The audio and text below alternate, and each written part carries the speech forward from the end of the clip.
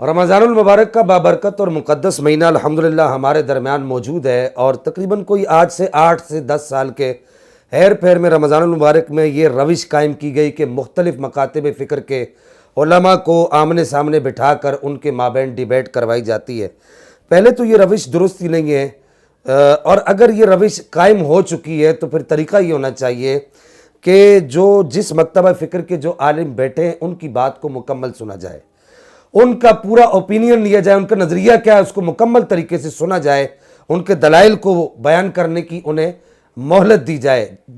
हालांकि ऐसा नहीं होता। नंबर 2 के ये कहा जाता है कि जी ये मुख्तलिफ मकातब फ़िक्र के उलमा ये अपने अपने मकतबा फ़िक्र को रिप्रेजेंट कर रहे हैं। अब कराची में एक GTV नाम का एक चैनल है, उस पर जो है वो उवैस रब्बानी नामी एक शरारती होस्ट है। उसने सबसे पहले तो ये कि एक आदमी को जिसका नाम तैयब शाह है, उसको जो है वो अहले सुन्नत मकतबा फ़िक्र को रिप्रेजेंट करने के लिए कहा कि जी ये अहले सुन्नत मकतबा फ़िक्र का नज़रिया बयान करेंगे, ये सुन्नी आलिम दीन है। तो ये सबसे पहली बात सुन लीजिए कि तैयब शाह को लाने में जो उवैस रब्बानी ने ये जो ज़ाहिर खुला हुआ जो राफजी है, इसने जो किरदार अदा किया उसकी जो बुनियादी वजह है वो ये है कि आज से तकरीबन 1-1.5 महीना के हेर फेर के अंदर ये तैयब शाह नामी आदमी जो है, ये अपने आप को जो सैयद कहता है, हकीकत हाल से अल्लाह वाकिफ़ है, इस आदमी ने 1-1.5 महीने के हेर फेर के अंदर हज़रत सैयदना अमीर मुआविया की ज़ात पर हिट किया, सुलह इमाम हसन को सामने रख कर, और यह कहने की कोशिश की हज़रत अमीर मुआविया के ईमान पर हमला किया। अगर मेरे हसने मुजतबा उनके लफ्ज़े सुलह का पर्दा न हो तो ये अपने ममदूह को मुसलमान साबित करना भी इनके लिए मुश्किल हो जाएगा। अब ये उवैस रब्बानी जैसे जब ये राफजी ख्याल आदमी ने जब ये सुना कि यार इस आदमी पर तो अहले सुन्नत नाम ने हाथ छाप लगी हुई है, तो इसको क्यों ना लाया जाए, तो इस आदमी को लाकर बिठा दिया। तो ये बात तय है कि तैयब शाह का उसके उन अकायद की वजह से जो अहले सुन्नत से मैच नहीं करते, जो अहले सुन्नत के बुजुर्गों के नहीं है, उन अकायद की वजह से तैयब शाह का अहले सुन्नत से कोई ताल्लुक नहीं है। मकतबा फ़िक्र अहले सुन्नत से उसका बिल्कुल कोई ताल्लुक नहीं, जिसको मकतबा फ़िक्र बरेलवी भी कहा जाता है। दूसरी बात यह कि अब होना यह चाहिए कि जब इन्होंने ये कह दिया कि जी मकतबा फ़िक्र मुख्तलिफ मकातब फ़िक्र के उलमा यहाँ आकर बैठते हैं, तो पहले तस्दीक तो करवाई जाए कि भाई इस आदमी को अगर अहले सुन्नत के मकतबा फ़िक्र से इसको जो है ये लाया जा रहा है तो अहले सुन्नत के उलमा इसकी तस्दीक तो करते हो, इसकी तो बिल्कुल तस्दीक नहीं की जाती। तो इसको तो रवाफिज का हम निवाला और हमचरबा समझा जाता है, और ये है भी रवाफिज का हम निवाला और हमचरबा आदमी है, और ये यूँ समझिए कि रवाफिज का एक तरीके से उनकी गोद का पला हुआ आदमी है। ये गुज़िश्ता 2-3 साल के अंदर इसने इस तरह के इक़दामात करना शुरू किए, जब से वो कोई उसको कोई जो है वो ईरान से कोई ऐड मिलने लगी है। बहरहाल तीसरी जो आम तरीन बात इस सिलसिले में वो ये कि भाई ये कहा जाता है कि जी ये अहले सुन्नत मकतबा फ़िक्र के आलिम है, ये उनके नज़रिए को बयान करेंगे। फिर एक अहले हदीस आलिम दीन को बिठाया हुआ होता है, फिर देवबंद हज़रात के एक आलिम को बिठाया होता है, और फिर एक आले तशय्युअ हज़रात के एक आलिम को बिठाया हुआ होता है। अब सवाल ये पैदा होता है कि भाई आपने इन 4 मकातब फ़िक्र के उलमा को तो बिठाया, लेकिन मिर्ज़ा इंजीनियर नामी जो जाहिल और अजल आदमी है, शौनिय किस्मत ये कि इस डिबेट के दौरान उलमा के अलावा ऐसे लोगों को भी बिठाया जाता है कि जो लोग बाकायदा और बाज़ाब्ता तौर पर आलिम नहीं होते, वो 2-4 उर्दू किताबें पढ़े होते हैं और उन्हें 2-4 बातें करना आ जाती हैं, तो वो बस उनको जो है आलिम बनाकर पेश किया जाता है, और अहले सुन्नत के अकायद से खेलना आ जाते हैं। कहा जाता है कि जी ये जो है जी ये बहुत बड़े आलिम है।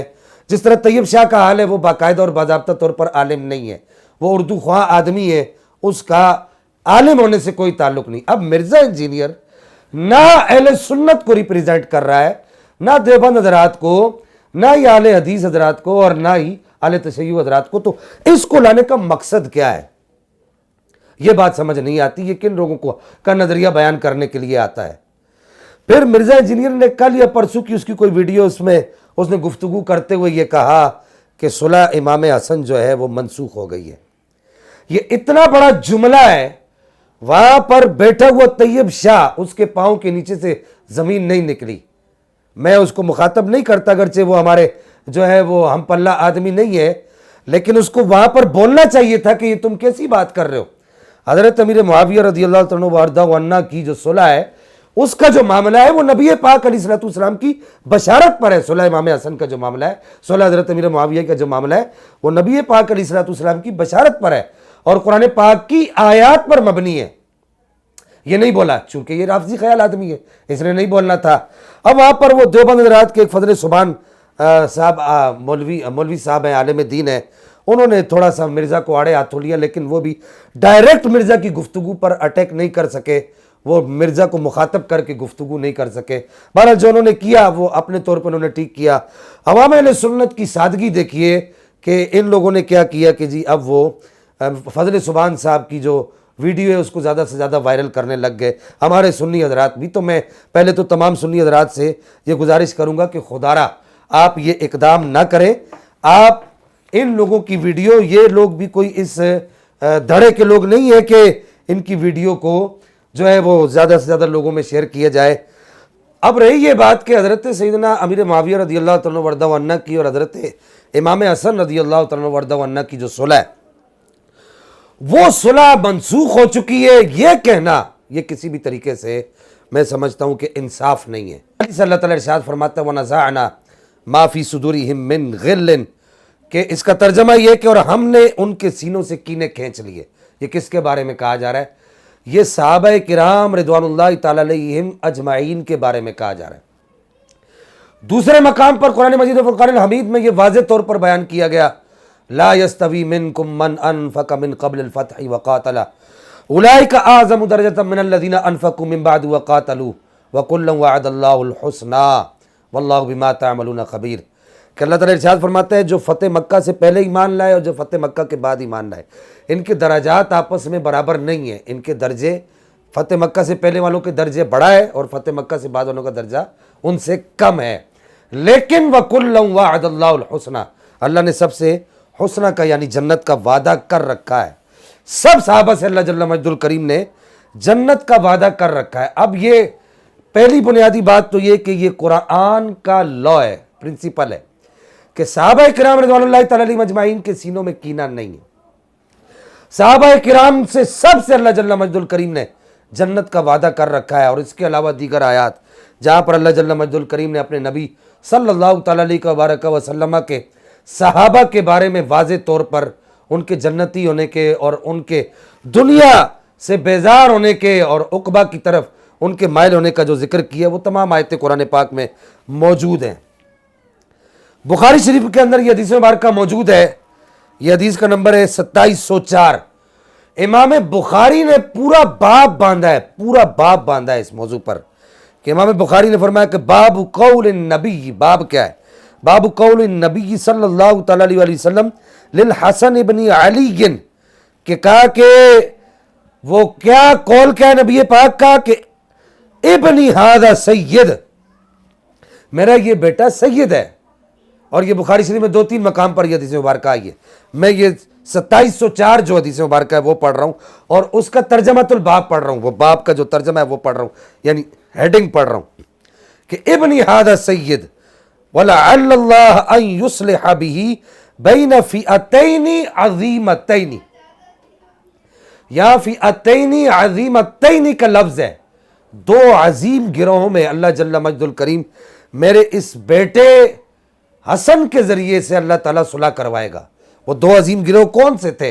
एक हज़रत अमीर मुआविया रदियल्लाहु तआला अन्हु का और एक जनाबे मौला कायनात मौला अली करमल्लाहु तआला करीम का दूसरा गिरोह था।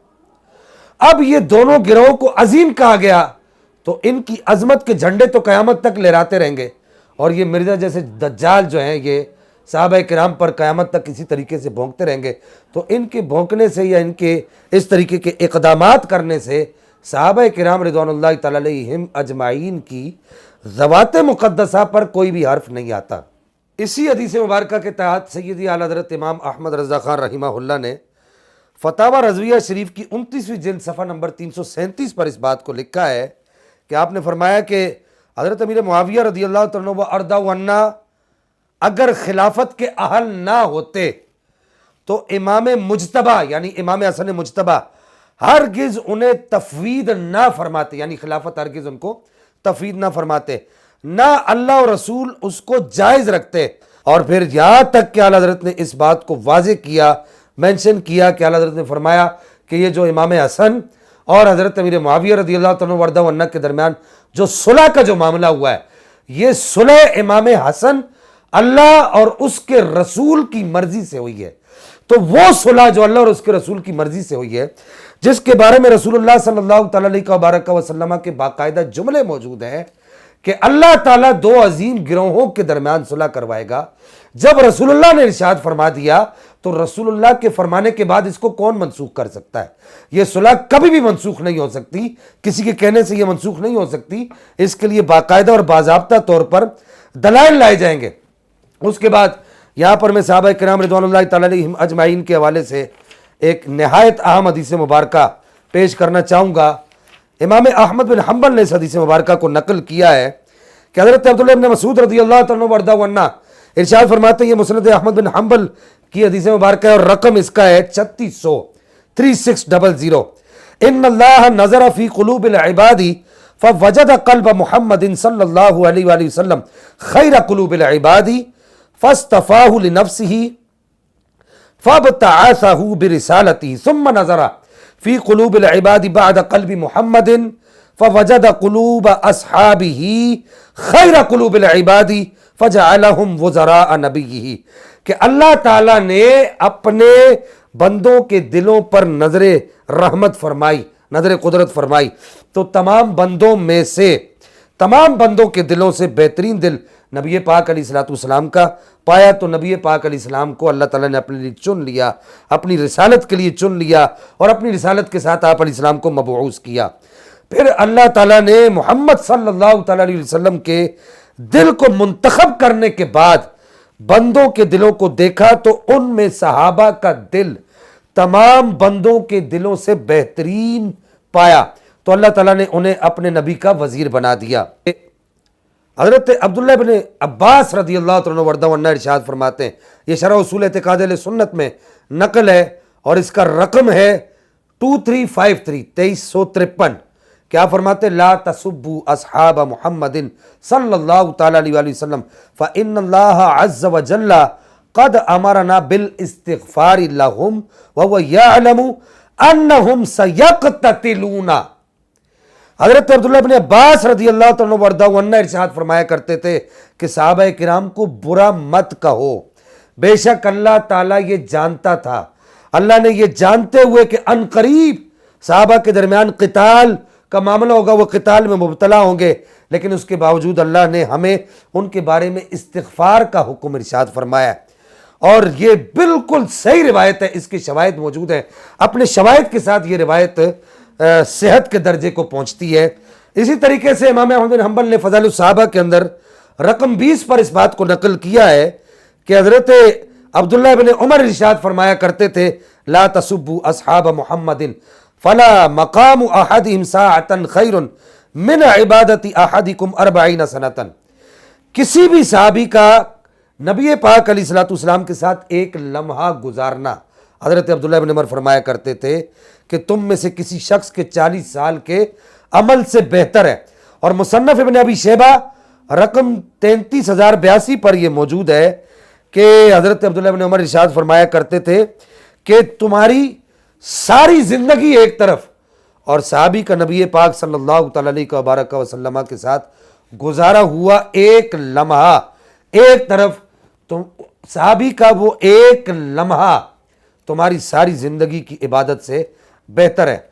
अब यहां पर आखिर में मैं ये बात अर्ज कर दूं कि हजरत मुआविया रज़ियल्लाहु तआला वर्दा वन्ना का जो मुतालबा था, उस मुतालबे के बारे में हजरत अब्दुल्लाह इब्न अब्बास इरशाद फरमाते हैं, मौजम कबीर की हदीस मुबारक है, ये मौजम कबीर रकम 120 है और ये बिल्कुल सही सनद है, इसके रिजाल सारे के सारे सिका है कि हजरत अब्दुल्लाह इब्न अब्बास इरशाद फरमाया करते थे, लौ अन्नन नासा लम यतलुबू बिदमी उस्माना लरुजिमु बिल हिजारत मिन समाई, कि हज़रत अब्दुल्लाह इब्न अब्बास फरमाते थे कि अगर लोग हज़रत उस्मान के किसास का मुतालबा ना करते तो डर था कि आसमान से पत्थरों की बारिश ना हो जाए।